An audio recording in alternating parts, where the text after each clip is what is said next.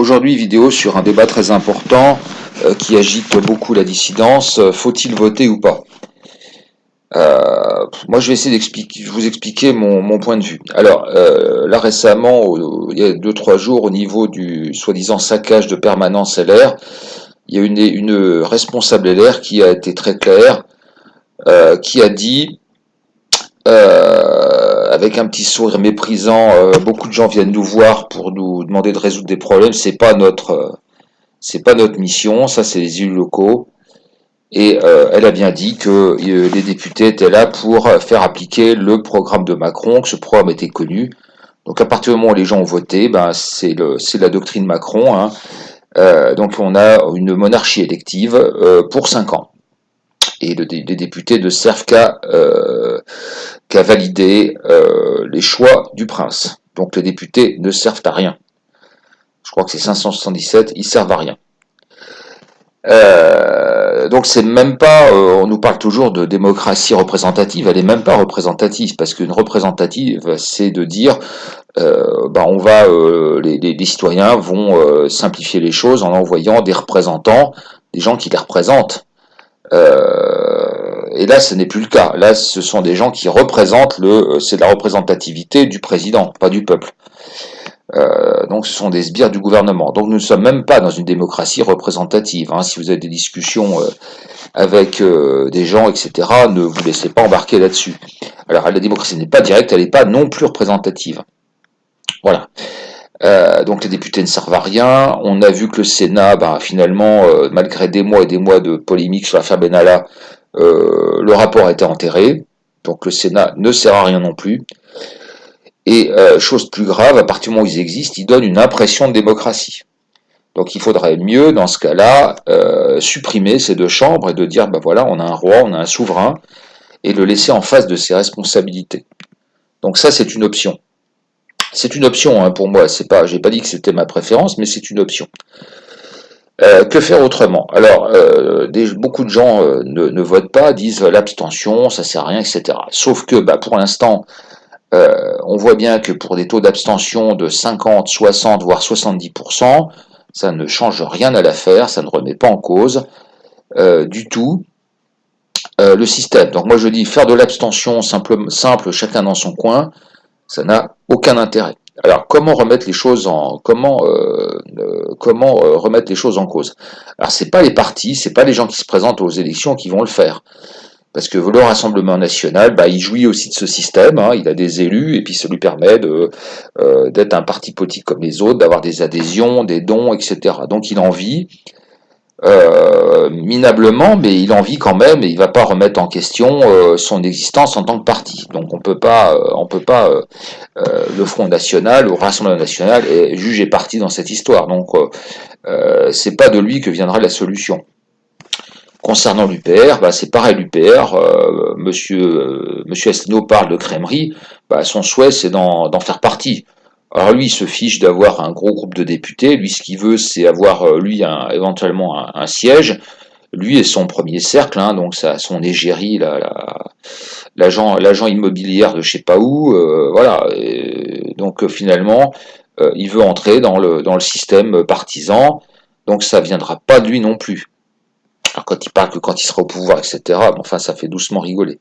Donc il parle de crèmerie, mais il est lui-même une crèmerie. Donc effectivement, ce ne sont pas les partis qui se présentent aux élections qui vont remettre en cause le système. Donc moi je vois deux options. Je vois dans l'idéal un grand mouvement de résistance civique dans lequel l'abstention, le refus du vote et essayer de gêner aussi le vote, hein, de manifester, etc., serait la clé du mouvement, mais pas que. Hein, il faut que il faut que ce soit le plus médiatisé possible.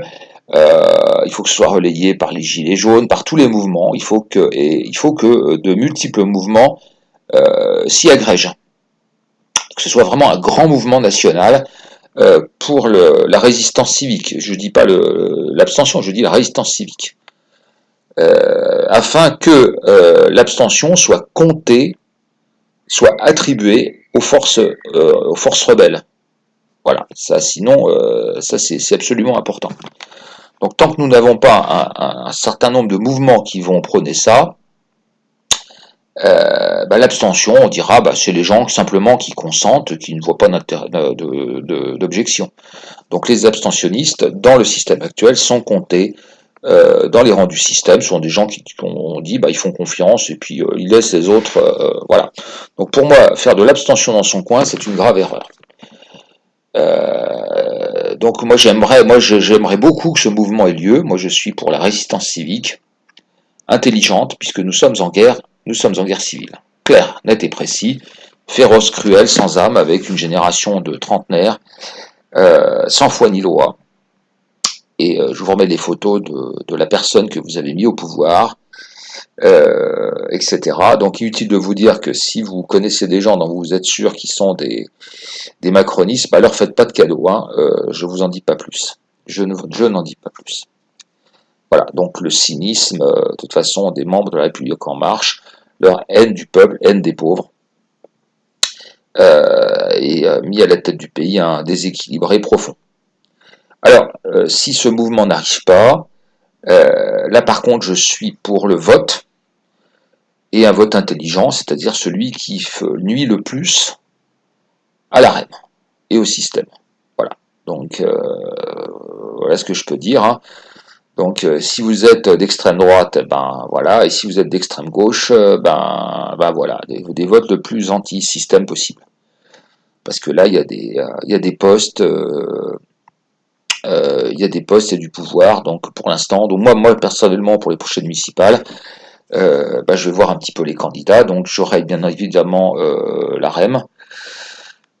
Alors après on verra le premier tour, je voterai pour ce qui est le plus proche de mes idées, et puis au deuxième tour, on verra bien.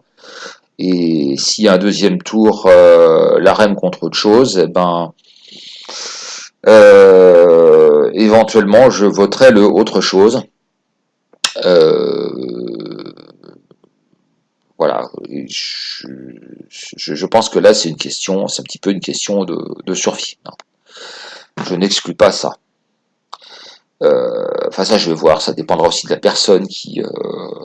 C'est sûr que si en face c'est un LR Macron compatible, je me déplacerai pas forcément, hein.